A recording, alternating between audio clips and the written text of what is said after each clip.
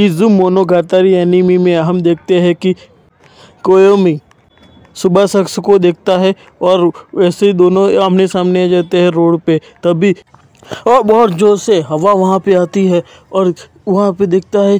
तभी वो पूरा अंदर से बाहर से सब कुछ देख लेता है और वो शर्मा जाता है। वो कहता है कि क्या बात है, क्या लग रही थी। लड़की भी शर्मा जाती है। फिर लड़की कहती है कोई बात नहीं, अब देख ही लिए तो क्या फ़र्क पड़ सकता है।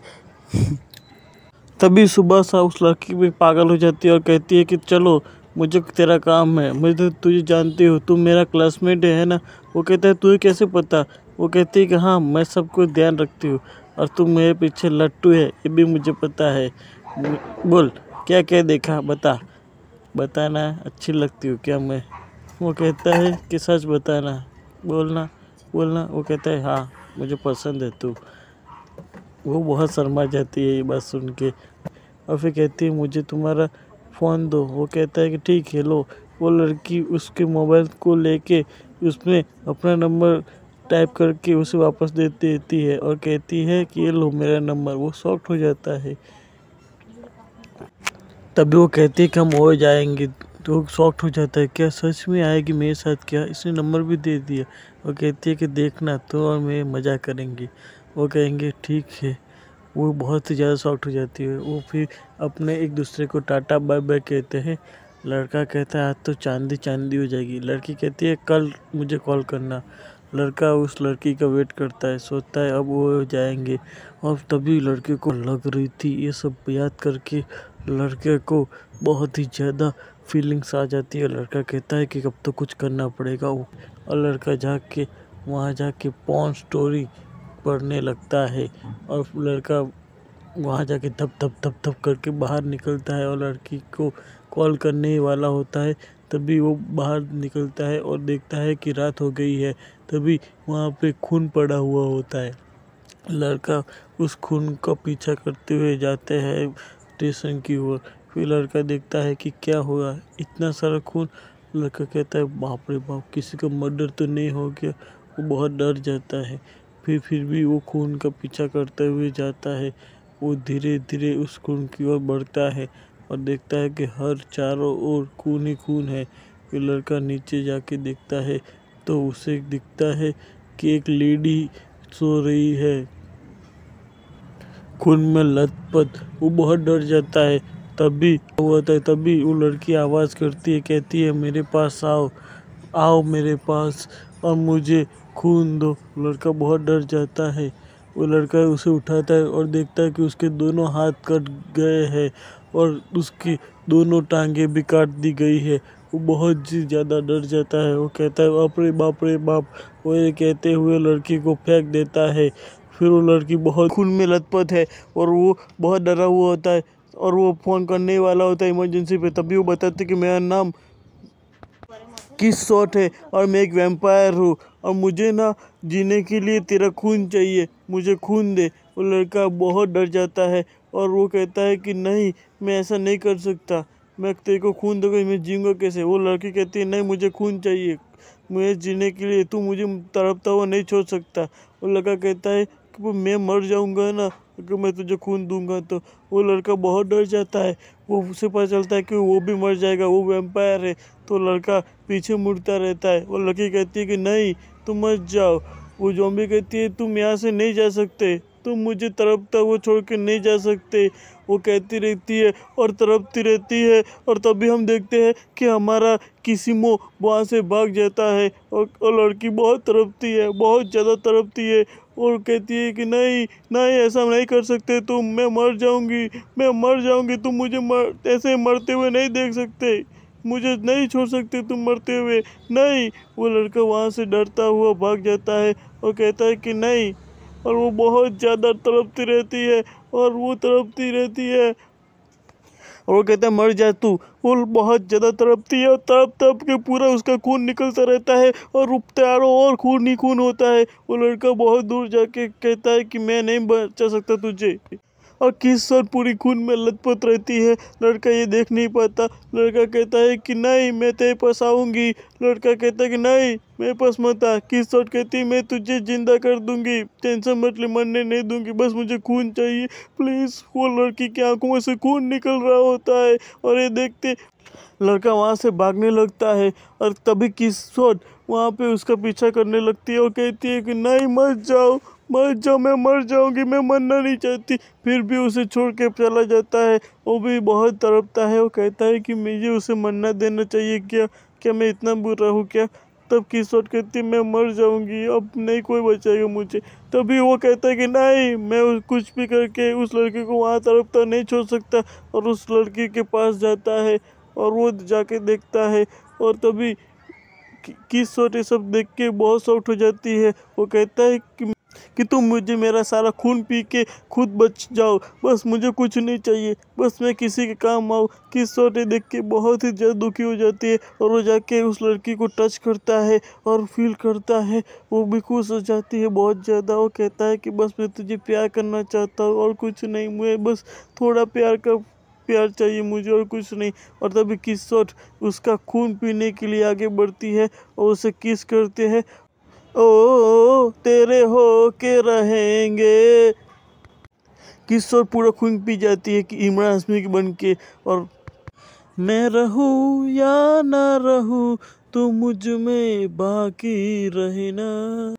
कुएं में एक वैम्पायर बन के खड़ा होता है और वो देखता है कि बाजू में किसी में एक छोटी लड़की बन गई है।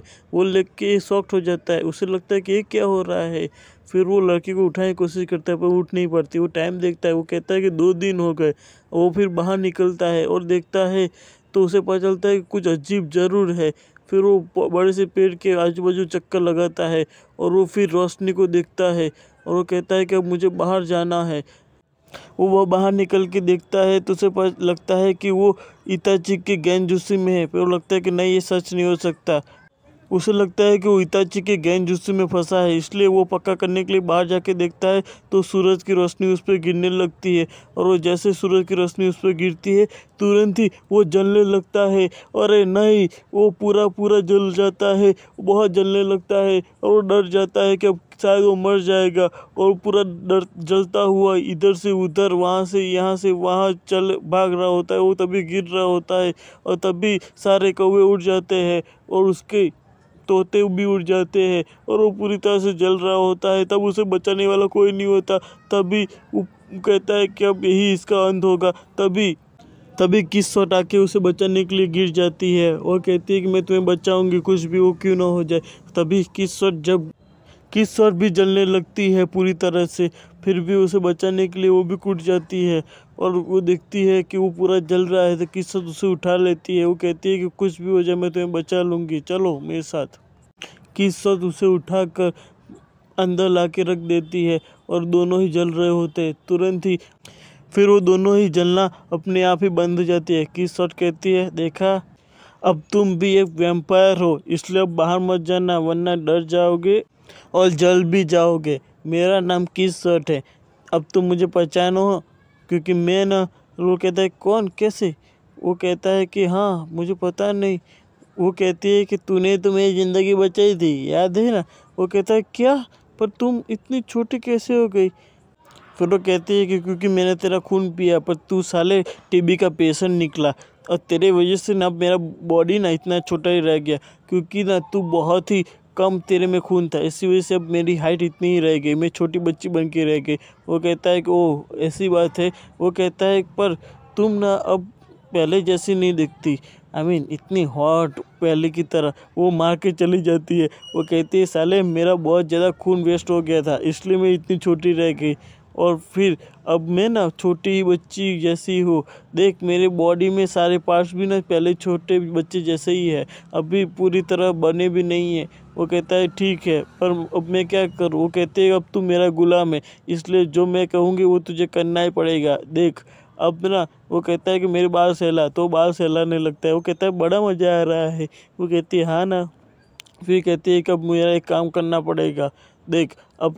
वो कहती है मुझे अपना ओरिजिनल फॉर्म में वापस जाना है कुछ भी करके। और देख तुझे ना अगर फिर से इंसान बनना भी है ना तो तुझे ना वो पूरी बॉडी के हर एक पार्ट को वापस लाना होगा, क्योंकि वो 3 लोगों ने मेरी बॉडी के पार्ट को काट दिया था। इसलिए तू उन लोगों से लड़ेगा और मेरी बॉडी के सारे पार्ट्स वापस ले आएगा, और फिर मैं वापस जैसी थी वैसी हो जाऊंगी, और मैं तुझे इस वैम्पायर के श्राप से मुक्त कर दूंगी। चलो, यही तो हमारी डील रही। ओके, चलो मान जाओ मेरी बात।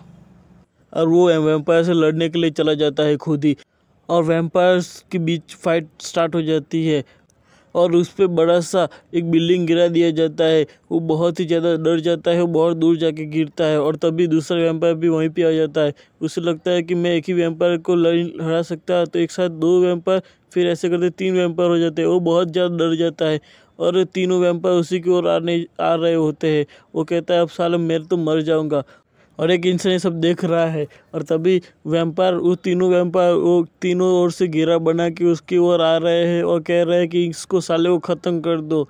और वो एक इंसान उसके बचाने आ रहा है, और तीनों वैम्पायर्स एक के बाद एक उस पर अटैक के लिए अपना सारा वार और सारी ताकत लगा देते हैं। और वो बहुत डर जाता है। वो कहता है अब तो मेरी सामत आ गई, अब मुझे कोई नहीं बचा सकता। और वो तीनों वैम्पायर वो कहते हैं कि अब साले पे अटैक करो, और तीनों वैम्पायर तीनों तरफ से अटैक करते हैं, और उस सारे अटैक को रोक देता है एक इंसान, और कहता है सालों मैं तुम्हें मार दूंगा, यहाँ से भाग जाओ। और तीनों वैम्पायर्स को डरा के भगा देता है, और कहता है सालों मुझे जानते नहीं हो तुम। और वो कहता है कि मेरी जान बचा ली तुमने, वाह थैंक यू सो मच। वो कहता है कि यार कोई बड़ी बात नहीं, ये तो हमारा रोज़ का काम है। और चल सुन, वो मेरी लड़की के साथ मेरा डील हुआ था, वो मुझे पैसा देगी और उसके बदले में तेरा जान बचाएगा। चल अब मेरे साथ चल, और हाँ कुछ और भी बातें करनी है तो फिर वो लड़की के पास चल। और ये बात करते हुए फिर वो किसोट के पास जाते हैं। वो कहते हैं कि क्या क्या हुआ, और वो कहता है कि हम अकेले उनको नहीं मार सकते वो लोग, क्योंकि 3 जो है। किसोट कहती है तुम मार सकते हो, तू एक वैम्पायर है। वो कहता है बात तो सही है बे, तुझे पूरे तौर तरीके भी सीखने पड़ेंगे।